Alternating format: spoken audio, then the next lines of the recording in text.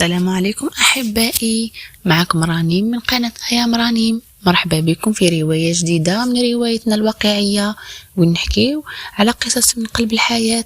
قصص تقدر تكون حكايتك أو حكاية شخص تعرفه. كل كلمة نقولها جاية من إحساس، وكل حلقة نحاول نوصل فيها رسالة تمس القلب قبل العقل. ما تنساوش تشتركوا في القناة وتفعلوا الجرس باش توصلكم كل الحلقات الجديدة أول بأول، وخليوا قلوبكم معايا لأن القصة تقدر تبدأ عادية لكن نهايتها عمرها ما تكون متوقعة. الحلقة الثانية وهي بين الشك والسكوت. النهار بدأ عادي كما العادة، نفس الهدوء، نفس الطاولة، نفس الكراسي. هي قاعدة تشرب في قهوتها وهو يلبس في حوايجه يحضر روحه باش يروح للخدمة. لكن هذا المرة الصمت كان أثقل من العادة، حتى صوته كي قالها نخرج بكري اليوم حسيته بارد أكثر من القهوة اللي بين يديها.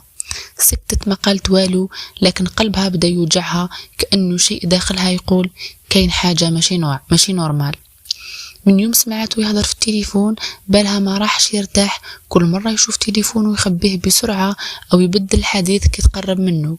وهي كانت تحاول ما تبينش الشك، لكن كانت تحس روحها تغرق فيه شوية بشوية. في الليل كرجع من الخدمة كانت طفلة صغيرة راقدة والدار كانت كالم. هي كانت في الكوزينة تدير في العشاء، قالها من بعيد ماشي لازم تتعبي روحك، نرقد بلا عشاء خير. ما جاوباتوش، بقات تكمل بلا ما ترد، لكن في داخلها النار شاعلة. قعد على الفوتاي شاعل تلفاز كالعادة، لكن بالو ما كانش معاه، كانت ملامحه متبدلة فيها التعب والغموض. بعد لحظات خرجت هي بزوج كيسان وحطتهم على الطابلة، وقالت له تشرب لاتاي ولا ماكش حاب؟ قالها ديري لي كاس صغير. قعدت مقابلاته والسكوت بينهم صار خانق. نطقت أخيرا بصوت هادئ لكن فيه رجفة خفيفة، قالت له سؤال واحد ولكن بصراحة، راك كاره مني؟ رفد عينيه وبدا عليه التردد، قالها وعلاش؟ لا ما كاين والو. ابتسمت ابتسامة حزينة، قالت له ما كاين والو، كي رانا نعيشو كالغرباء هذا جاك عادي؟ سكت هو وما عرف واش يقول، حاول يهرب بعينيه لكن عينيها شدوه. قالها بنبرة منخفضة يمكن التعب يمكن الروتين ما عرفتش. قالت له هي بهدوء روتين ولا مليت؟ هنا سكت طويلا، كان يقدر يكذب يقولها كلام يطمنها لكنه ما قدرش، كل كلمة كانت تحبس في حلقه. قالها بصوت متعب ما نحبش نحكي في هذه الحوايج، نحس كي نحكي نزيد نتوجع أكثر. ردت هي ودمعتها وقعت قبل ما تكمل جملتها. قالت له يعني نسكت نكمل نعيش هكا بلا كلام بلا إحساس؟ هز راسه وقال لها لا بصح ما نعرفش منين نبدأ، كاين حاجات تغيرت بيننا وما عرفناش كيفاه نرجعوها كما كانت.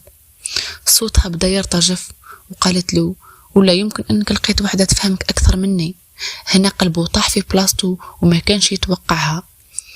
قال لها بحدة وهو يحاول يخبي ارتباكه، وش هاد الهضرة كتقولي فيها؟ ماشي معقول تتهميني هكا.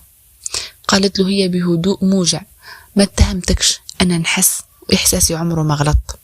وقف هو مبلاصو دار خطوتين وقف مقابلها. قال لها ماشي كيما راكي تفكري، بصح يمكن فعلا كنت نهرب من نفسي، نخدم بزاف نسكت بزاف خاطر نخاف نحكي وتكبر المشاكل بيناتنا. قطعته بعينين دمعين والسكوت ما زدنا غير بعد. نحكي معاك كأنك غريب، نحسك ما تسمعنيش، ما بقيتش نعرف نواصل ولا ننسحب. قرب منها هو وقالها بصوت هادئ انسحاب سهل بصح النسيان صعيب. هذيك اللحظات كانت ثقيلة، كل كلمة خرجت محملة بوجع سنين. هو ما بقاش عنده أعذار وهي ما بقاتش تقدر تصبر على السكوت. رجع كل واحد للغرفة بنفس الوجع بنفس التفكير. هي كتبت في مذكرتها الشك يدخل يبدل ملامح كل حاجة، حتى الحب يتحول لخوف. وهو نايم على ظهره تمتم بصوت خافت. السكوت ما خلاش الراحة، خلى بيناتنا جدار من جليد. الليل كان طويل بزاف، كل واحد يتقلب في فراشه وكل واحد يتمنى لو الزمن يرجع لورا شوية قبل ما يضيع الدفا اللي بيناتهم. وهكا كانت هذه هي البداية الحقيقية للصراع بين الشك والسكوت، حكاية زوجين مازال كل واحد يحب الثاني لكن كل واحد يخاف يقولها. كانت هذه الحلقة الثانية من روايتنا ساكنين تحت سقف واحد وماشي مع بعضنا. واش رايكم؟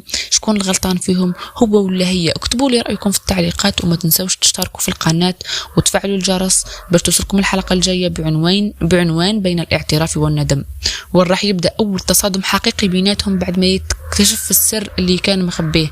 معكم كانت رانيم من قناة أيام رانيم، نشوفكم في الحلقات الجايين إن شاء الله. سلام.